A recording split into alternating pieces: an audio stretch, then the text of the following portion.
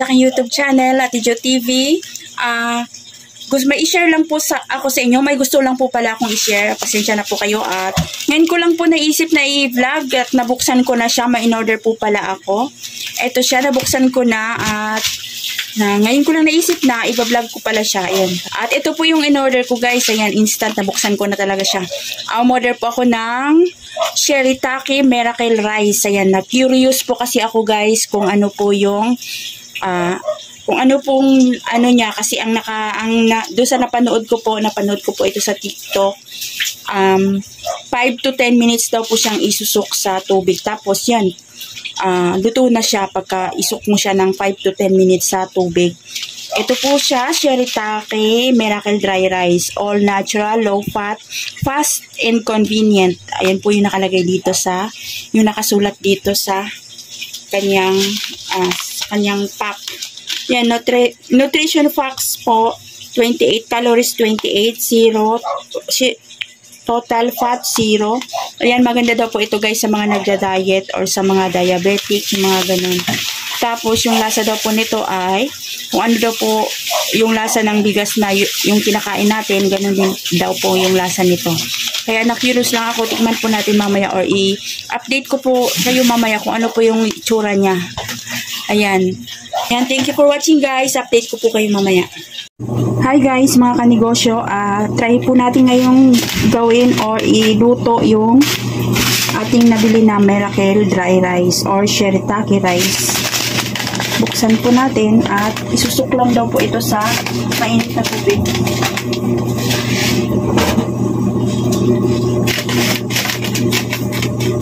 Alam kung magkasya siya dito. Ito po ay 100 grams. Kasya kaya siya dyan? Tapos ngayon po ay bubusan natin siya ng mainit na tubig.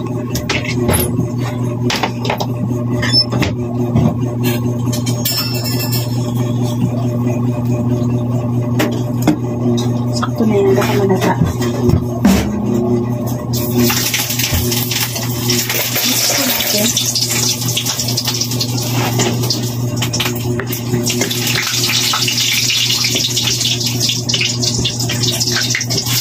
Yan guys, tapos takpan muna natin.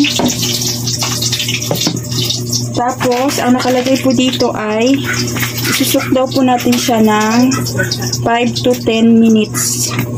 And guys, update ko po kayo mamaya pag umabot na ng 5-10 minutes. Hi guys, after 10 minutes guys, ito na po yung itsura ng ating rice. Charan! Ayan siya guys. Ang bango. Mabango siya guys. Tapos, hawakan ko na po ha. May linis po yung aking kamay. Malambot siya. Ayan. Nakaka-amaze. Miracle rice talaga siya. Tikman po natin. Tingnan akong kutsara. Ay, ayan yung malaki. Akala ko, mapupuno itong mangkok. Yung pala, half lang siya. Inisip ko kasi aalsa yung Miracle rice. Tapos, yung tsura niya. Lutong-luto. Ang lambot. Kamayin ko na po para madama ko yung kanyang texture. Ang lambot. Ang sarap. Tikman mo, Mat. Tikman ko na may nahulog dito. Sarap. Tikimin? Tikimin. Ayaw nila magpakita sa camera. And anong comment? Hindi ka mati. Sarap. Sarap, ang lambot. Kaso, mahal yung kilo niya. Hanggang ano lang tayo. Naano lang ako, na-curious lang ako sa 82. Magkano ba? 100, kasama shipping. 100, nakalimutan ko na. 82 kasama shipping. Ayan po, 1 gram.